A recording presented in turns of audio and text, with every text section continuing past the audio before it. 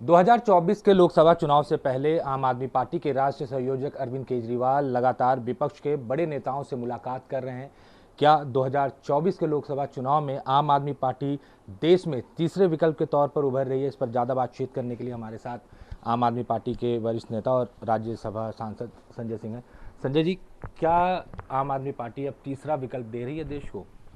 देखिए, आम आदमी पार्टी के राष्ट्रीय अध्यक्ष अरविंद केजरीवाल जी ने बहुत स्पष्ट तौर पे इस बात को कहा है कि आम आदमी पार्टी का गठबंधन देश की जनता के साथ है। और कई राज्यों में पिछले दिनों सभाएं हुई। आपने देखा होगा हिमाचल प्रदेश में, गुजरात में, कर्नाटक में, केरला में, तमाम राज्यों के अंदर और बड़ी बड़ी सभाएं हुई। ये इस बात को दिखाता है कि आम आदमी पार्टी के प्रति लोगों का विश्वास बढ़ रहा है।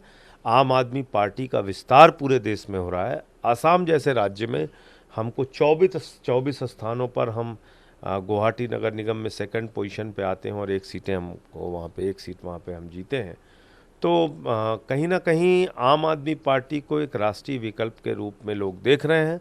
अरविंद केजरीवाल के मॉडल को और उनके नेतृत्व को पसंद कर रहे हैं, शिक्षा और स्वास्थ्य पे जो उन्होंने काम किया है।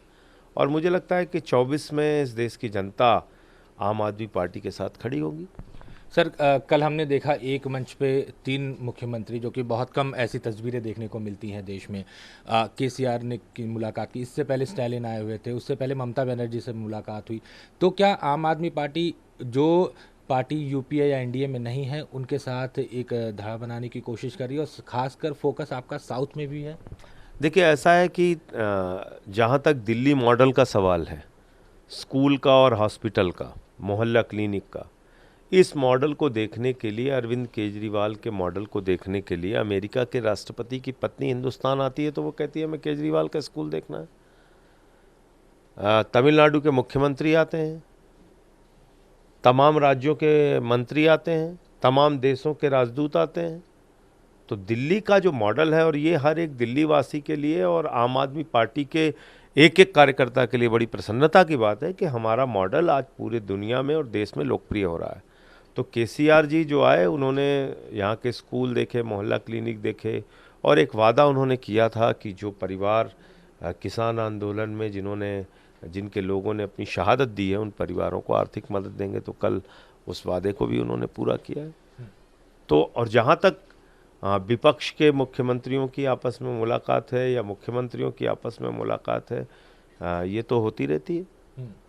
लेकिन सर, जो मुलाकात है उसके पीछे राजनीति जरूर है, क्योंकि साउथ के मुख्यमंत्रियों से आप मुलाकात कर रहे हैं, पश्चिम बंगाल के मुख्यमंत्री से आप मुलाकात कर रहे हैं, तो वहाँ आम आदमी पार्टी उतनी मजबूती से नहीं जा रही है, क्योंकि आम आदमी पार्टी नॉर्थ इंडिया में ज़्यादा फोकस करे। तो क्या कोई ऐसी रणनीति है कि आम आदमी पार्टी नॉर्थ इंडिया पे फोकस करे और जो अलायंस आप लोगों की बनेगी वो साउथ इंडिया में रहे? क्योंकि केरल में भी आपने अलायंस किया है। इस मामले में तो एक आधिकारिक बयान अरविंद जी का कई बार मेरे ख्याल से उन्होंने कहा है कि हमारा गठबंधन इस देश की जनता के साथ है, और जनता विकल्प के रूप में आम आदमी पार्टी को देख रही है। समय के साथ हमारा बहुत तेज़ी के साथ विस्तार भी देश भर में हो रहा है। 24 में मुझे लगता है एक सकारात्मक परिणाम, अच्छा परिणाम आम आदमी पार्टी के लिए आएगा। सर, जो दिल्ली मॉडल की आप लगातार बात कर रहे हैं, तो क्या लगता है कि लोकसभा चुनाव में दिल्ली मॉडल को लेकर आप लोग जाएंगे और देश की जनता उस चीज़ को एक्सेप्ट करेगी? क्योंकि हम पूरे देश में दिल्ली के मॉडल की चर्चा कर रहे हैं। आप बताइए, किसको फ्री बिजली नहीं चाहिए, किसको फ्री पानी नहीं चाहिए, किसको फ्री बस की यात्रा नहीं चाहिए, किसको अच्छी शिक्षा अपने बच्चों के लिए नहीं चाहिए, किसको अच्छे अस्पताल और मोहल्ला क्लिनिक की सुविधाएं नहीं चाहिए? पूरे देश को चाहिए।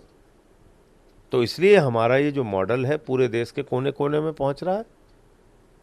आज दूसरी पार्टियां हमको नकल करने की कोशिश कर रही हैं, लेकिन नकल और असल में फ़र्क होता है।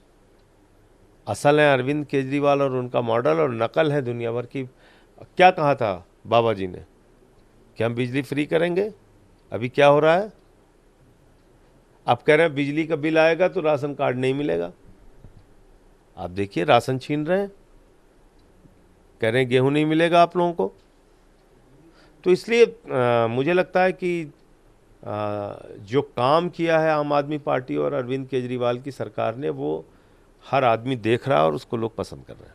कांग्रेस की बात करें तो कांग्रेस के नेता राहुल गांधी कह रहे हैं कि देश में अगर बीजेपी को कोई पार्टी हरा सकती है तो कांग्रेस हरा सकती है, कोई तीसरा विकल्प नहीं हो सकता। और इनडायरेक्टली उन्होंने आम आदमी पार्टी पर भी तंज कसा कि जो क्षेत्रीय पार्टियां हैं वो उनकी कोई विचारधारा नहीं होती और बीजेपी को हराने में सक्षम नहीं है। तो राहुल गांधी जी और कांग्रेस की क्या विचारधारा है? आपस में लड़ना इनकी विचारधारा है। G23 इन्होंने बनाया आपस में लड़ने के लिए।